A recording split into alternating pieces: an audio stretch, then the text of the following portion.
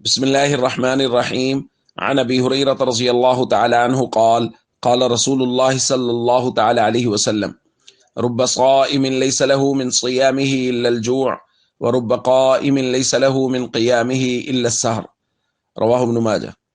نبی کریم صلی اللہ علیہ وسلم نے ارشاد فرمایا، بہت سے روزہ دار ایسے ہیں کہ ان کو اپنے روزہ سے سوائے بھوک کے اور کچھ نہیں ملتا، اور بہت سے رات کے قیام کرنے والے ایسے ہیں کہ ان کو اپنے قیام سے سوائے جاگنے کے اور کچھ نہیں ملتا۔ دوستو، روزہ رکھنا، رات کا قیام کرنا بہت بڑی عبادات ہیں، لیکن ان کے لیے خالص اللہ کی رضا کے لیے کرنا بہت ضروری ہے۔ دکھلاوے کے لیے، ریاکاری کے لیے اگر یہ عمل کیا جائے گا تو سوائے روزے میں سوائے بھوک کے اور رات کے قیام میں سوائے جاگنے کے اور کچھ نہیں ملے گا۔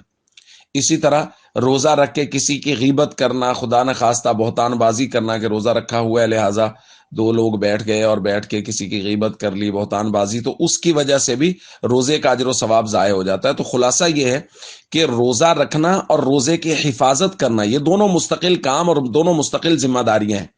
صرف روزہ رکھ لینا اور اس کے بعد پھر غیبتیں کر دی، بہتان باندھ دیے، کبیرہ گناہ کے مرتکب بھی ہو گئے، تو یہ ساری چیزیں اگر کرتا رہے گا تو پھر سوائے بھوک کے نبی پاک صلی اللہ علیہ وسلم فرما رہے کچھ نہیں ملتا۔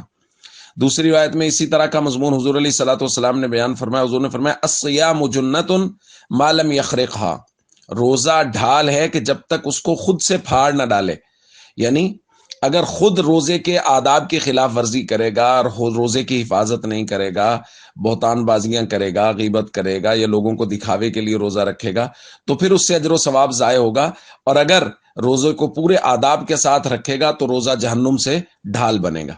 اس لیے ہم سب کو چاہیے ہم روزے کے آداب کی پوری رعایت کریں اور روزے کی حفاظت کریں۔ السلام علیکم ورحمۃ اللہ وبرکاتہ۔